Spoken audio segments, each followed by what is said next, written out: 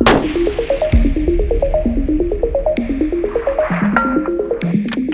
that's my 1,000-yard, one shot, one kill. Let's go to the range.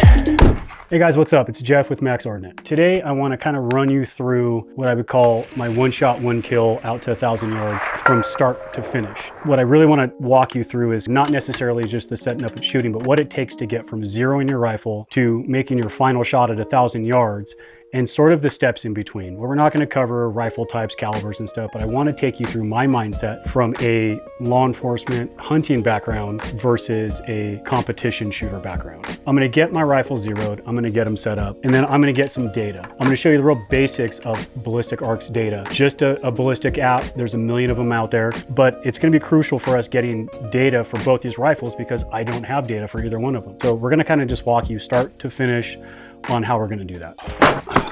So because I don't have data on either one of these rifles I'm going to shoot today, the first thing I have to do is I have to basically create a profile for them in my ballistics app, and then I can go zero them. I'm just going to use the factory listed muzzle velocity kind of as a starting point.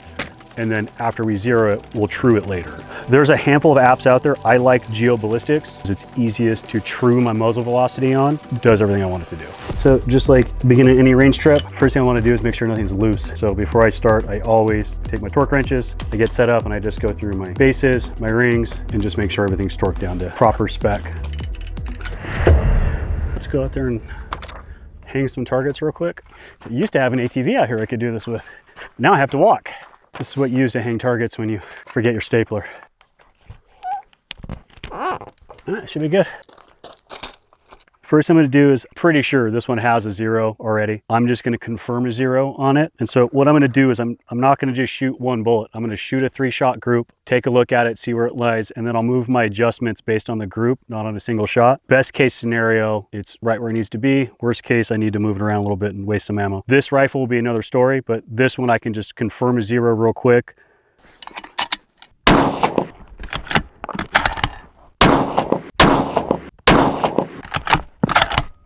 This rifle's got a perfect zero. I took 4 shots. 2 of them were stacked on top of each other, and then one just flew far right. Now, I could have chalked it up to the zeros off, but I know based on my fundamentals, I didn't have it shouldered quite right. I know that after I shot, it wasn't within my 1 MOA bubble. I know that I pulled that a little bit to the right, so I sent a 4th round, and it stacked right on top of the other 2, the first 2. So I'm comfortable that this is a good zero, and that 3rd shot was just me pulling it. I don't have a zero on this rifle. This is a brand new scope to this action. Unlike that rifle, this one I have no idea where it is. So the first thing I have to do is bore sight it. So I have the bolt out. I'm going to essentially look down the barrel from behind the rifle. And what I'm doing is I have it set up. So essentially I can see a target. Just one of the white sheets of paper, doesn't matter. And then what I'm going to do without touching the rifle is I'm going to go up to the scope and I'm going to move this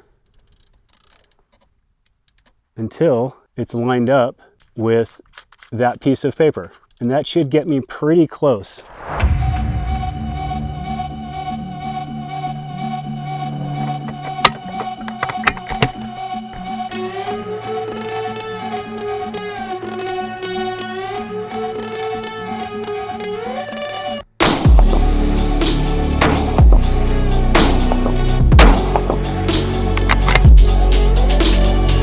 All right, we're good.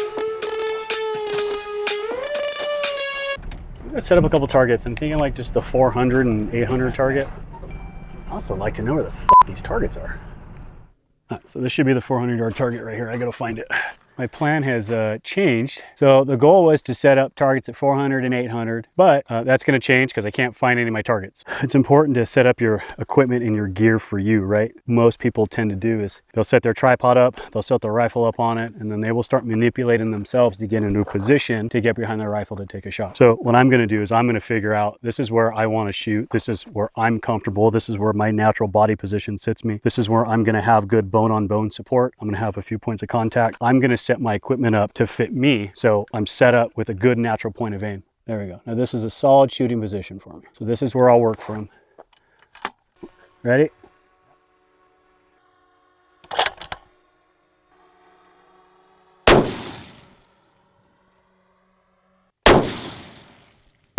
Well, hit the plate and knock the plate off. So my next distance I'm going to shoot is going to be 1,040 yards. I think it's actually 1,020. So what I'm going to do next is I'm going to take the dope that I put in here and I'm going to attempt to shoot the target at 1,000 yards. It may or may not be perfect. I may have to adjust on that. But once I make a good center impact at 1,000 yards, then I'll use that as my new truing distance, and everything from 1,000 inside should in theory be perfect.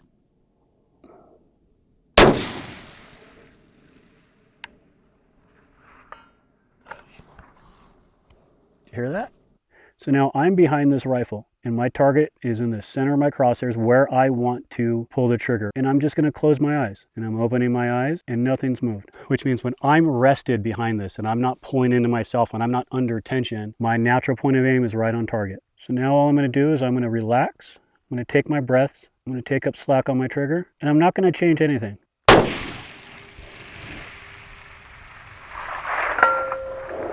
And that's my 1,000-yard, one shot, one kill, start to finish. Hey guys, thanks for watching this video. Hey guys, thanks for watching this video. If you like what you saw, please like and subscribe. Click the bell notification. It only helps the algorithm. Drop a comment down below, and we'll see you next time.